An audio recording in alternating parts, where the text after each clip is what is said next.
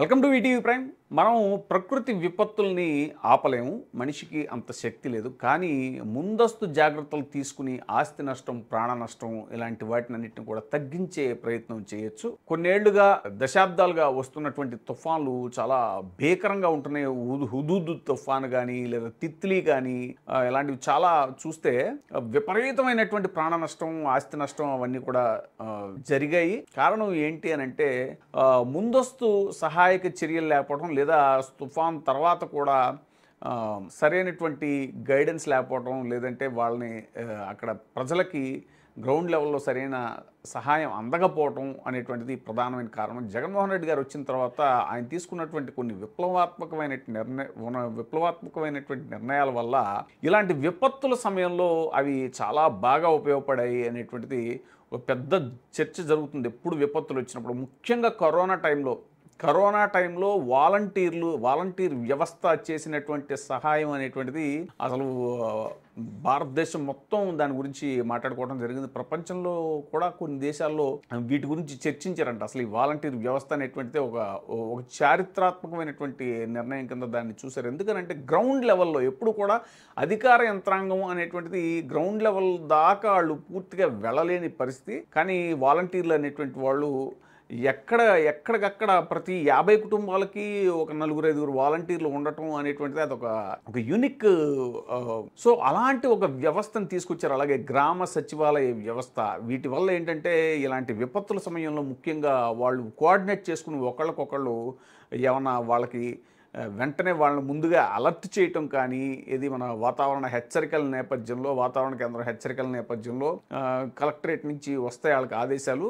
But అధికార యంత్రాంగం, ముఖ్యంగా రెవెన్యూ యంత్రాంగం ఏంటంటే వాళ్ళ గురించి మనకు తెలిసిందే, వాళ్ళ గురించి ఎక్కువ మాట్లాడటం కూడా కరెక్ట్ కాదు. బట్ వాళ్ళు ఏంటంటే తరతరాలుగా అలవాటు పడిపోయారు. అలాగా మొత్తం డ్యామేజ్ అయిన తర్వాత స్పందించడం అనేటువంటిది ఉంటుంది.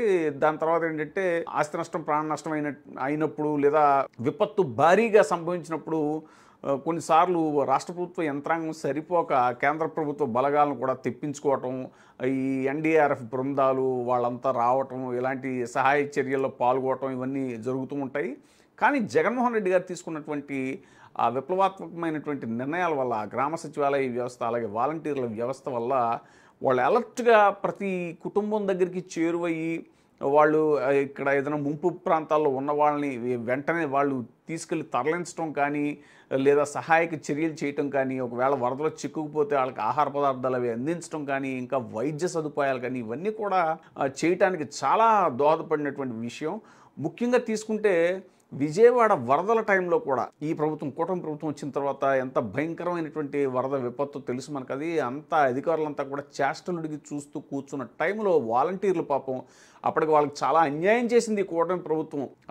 వాళ్ళకి ఒక్కొక్కరికి జగన్మోహన్ రెడ్డి గారు చాలా గౌరవ వేతనం అని చెప్పేసి 5,000 ఇస్తే ఆయన వాళ్ళని మభ్యపెట్టి, లేదు మేము 10,000 ఇస్తామని చెప్పేసి ఎన్నికల ముందు తీరా అధికారంలోకి వచ్చాక అసలు 10,000 కాదు, 5,000 కాదు, అసలు టోటల్గా వాళ్ళని తీసి పక్కన పెట్టేసి ఆ వ్యవస్థని అంత అన్యాయం చేశారు. తర్వాత ఇవి మన రేషన్ సరుకులు సరఫరా చేసేటువంటి ఆ వ్యాన్లు, ఆ రేషన్ బియ్యం ఇంటింటికి వెళ్ళే వ్యాన్లు, అవెంత ఉపయోగపడ్డాయి వరదల్లో. ఈ వ్యవస్థలన్నింటినీ తీసి పక్కన పెట్టేశారు. కానీ అవే వ్యవస్థలు విజయవాడ వరదల్లో మనం చూస్తే ఎంత ఎఫెక్టివ్గా పనిచేసేయనంటే మోకాళ్ళ లోతు, నడుము లోతు నీళ్లలో దిగి వాళ్ళు పాపం వాళ్ళని ఎత్తుకుని వాళ్ళకి సహాయ చర్యల్లో పాల్గొని ఆహార పదార్థాలు సరఫరా చేస్తూ మొత్తం ప్రజలంతా కూడా వాలంటీరింగ్ వ్యవస్థకి జేజేలు పలికారు. అప్పుడు జగన్మోహన్ రెడ్డి గారు తీసుకొచ్చినటువంటి ఆ వ్యవస్థ యొక్క ఇంపార్టెన్స్ ఏంటి, ప్రాముఖ్యత ఏంటి అనేటువంటిది మొత్తం అక్కడ స్థానికంగా ఉన్న వాళ్ళే కాకుండా మొత్తం రాష్ట్ర వ్యాప్తంగా అందరూ గ్రహించిన పరిస్థితి. కనీసం అలాంటి టైంలో చూసైనా పాపం వాలంటీర్ల కష్టాన్ని గుర్తించి ఈ కూటమి ప్రభుత్వం వాళ్ళని మళ్ళీ రిస్టోర్ చేసి వాళ్ళ జాబ్స్ వెనక్కి వాళ్ళని ఆ వ్యవస్థను మళ్ళీ పునరుద్ధరించి చేశారంటే అది చేయలేదు. మరి ఇప్పుడు రాజకీయం మాట్లాడుతున్నామని కాదు, కానీ మరి వాస్తవం అయితే ఇది. ఇప్పుడు మళ్ళీ ఇంకో తుఫాన్ రాబోతుంది, మోథానో ఏదో తుఫాన్ అది. సో ఇప్పుడు కూడా మళ్ళీ సేమ్ అలాంటి రివ్యూలు చేస్తున్నారు, అవి చేస్తున్నారు. ఇప్పుడు అధికారులు మెయిన్ అధికారులు ఎవరైతే ఉంటారో, లేదంటే కలెక్టర్లు కానీ, లేదంటే ఇప్పుడు లోకేష్ గారు, చంద్రబాబు నాయుడు గారు, అలాగే హోమ్ మినిస్టర్ అనిత గారు, వీళ్ళంతా ఎక్కడో ఒక చోట కూర్చొని రివ్యూ చేయటం, అది రియల్ టైం గవర్నెన్స్ అనటం, ఇవన్నీ టెక్నికల్గా చూడటానికి లేదంటే పేపర్లో వేసుకోవడానికి ఫోటోలు బాగానే ఉంటాయి, కానీ గ్రౌండ్ లెవెల్లో చేసేవాళ్ళు ఎవరు? గ్రౌండ్ లెవెల్లో వెళ్ళి అధికార యంత్రాంగం కొంతవరకే రీచ్ అవ్వగలుగుతుంది వాళ్ళని, ఇది రెవెన్యూ యంత్రాంగం కానీ వీళ్ళు కానీ. ఇక ఆ గ్రౌండ్ లెవెల్లో బాగా వెళ్ళి చేయగలిగేది ఎవరనంటే ఈ సచివాలయ వ్యవస్థ, వాలంటీర్ల వ్యవస్థ. మరి ఈ వ్యవస్థని వాళ్ళు పూర్తిగా నిర్వీర్యం చేసేసి అసలు పక్కన పెట్టేసి చేయటం వల్ల ఇప్పుడు ముందు ముందు ఇలాంటి విపత్తులు వచ్చినప్పుడు వాటి యొక్క విలువ తెలుస్తుంది. సో ఈ సందర్భంగా మళ్ళీ జగన్మోహన్ రెడ్డి గారు తెచ్చినటువంటి ఆ గొప్ప వ్యవస్థ గురించి అందరూ చర్చించుకుంటున్నారు. ఇప్పుడే సబ్స్క్రైబ్ చేయండి, లైక్ చేయండి, షేర్ చేయండి. VTV ప్రైమ్, మీ ఉత్తమాభిరుచుల సమ్మేళనం.